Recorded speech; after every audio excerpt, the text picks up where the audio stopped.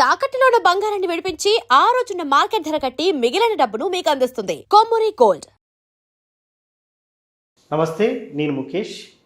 గోకర్ణ గౌరవాన్వితులు, శాక్తేయ సహస్ర కిరణ బిరుదాంకితులు, శక్తిపీఠం వ్యవస్థాపకులు పూజ్యశ్రీ డాక్టర్ స్వామి శాంతానంద్ పురోహిత్ గారు మనతో పాటు ఉన్నారు. వారితో మాట్లాడే ప్రయత్నం చేద్దాం. గురువు గారు నమస్కారం. శ్రీమాత్రే నమః. నిత్య జీవితంలో కొన్ని తప్పులు చేస్తే మన ఇంట్లో ఉండాల్సిన లక్ష్మీదేవి ఉండదు, అంటే ఆర్థికంగా మనం డౌన్ అయిపోతాము, డబ్బు చేజారిపోతుంది, అసలు ఉండనే ఉండదు, దీనమైన స్థితికి దిగజారే అవకాశం ఉందని చెప్తా ఉంటారు. ముఖ్యంగా నిత్య జీవితంలో ఏ తప్పులు చేయొద్దు, ఏ తప్పులు చేయడం వల్ల మన నుంచి లక్ష్మీదేవి దూరం అయ్యే అవకాశం ఉంటుందంటారు గురువు గారు? చాలా మంచి విషయము.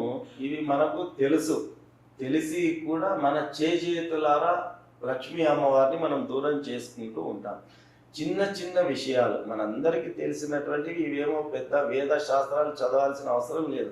అతి చిన్న మామూలు విషయాలు ఉన్నాయి. ఈ చిన్న చిన్న విషయాలను పాటిస్తే లక్ష్మీ అనుగ్రహాన్ని మనం సంపూర్ణంగా పొందవచ్చు.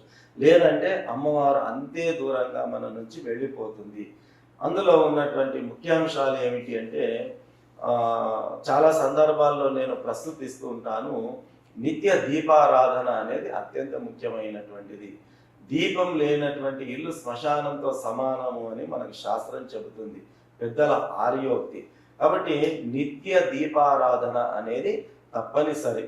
కనీసం రోజులో ఉదయం పూట స్నానం చేసిన వెంబడే దీపారాధన చేయడం అనేది లక్ష్మీప్రదము అని మనకు శాస్త్రం చెబుతుంది. రెండవది, స్నానం చేయకుండా వంటలు వండుతూ ఉంటారు. ఆ రకంగా చేసినప్పటికీ కూడా అది మనకు అలక్ష్మి ప్రవేశిస్తుంది, లక్ష్మి వెళ్ళిపోతుంది. కాబట్టి ఎట్టి పరిస్థితుల్లో కూడా స్నానం చేయకుండా వంటలు వండకూడదు, స్నానం చేయకుండా భోజనము చేయకూడదు. ఈరోజు రేపు చాలా సందర్భాల్లో మనకు బెడ్ కాఫీలు, బెడ్ టీలు, బెడ్ టిఫిన్లు అన్నీ వచ్చేస్తే ఉంటాయి. కూర్చున్న దగ్గరనే పళ్ళు తోమకుండా కూడా టీ కాఫీలు తాగేటటువంటి ఒక పద్ధతి ఇప్పుడున్నటువంటి సమాజంలో వచ్చింది. అలా చేయడం వల్ల మనకు లక్ష్మి అనేటటువంటిది పారద్రోలిపోతుంది.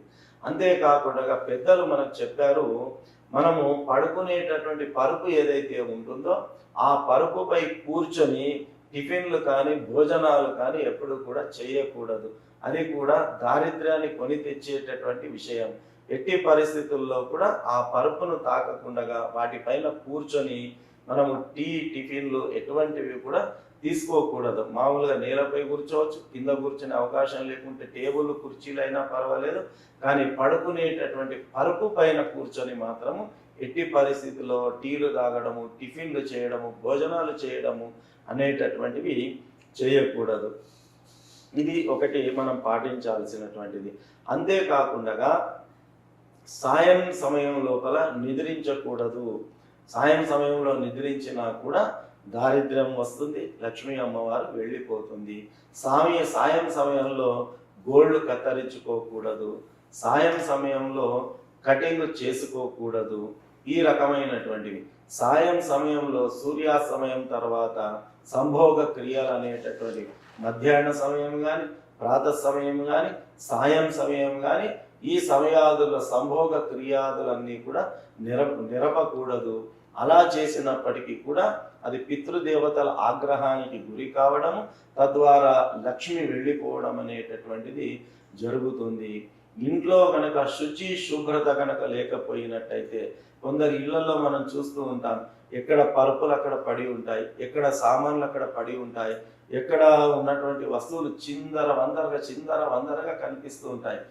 ఏ ఇంట్లో అయితే శుభ్రత అనేటటువంటిది ఉండదో ఆ ఇంట్లో లక్ష్మీదేవి క్షణము కూడా నిలవదు అని చెప్పి మనకు శాస్త్రం మనకు తెలియచేస్తూ ఉన్నది.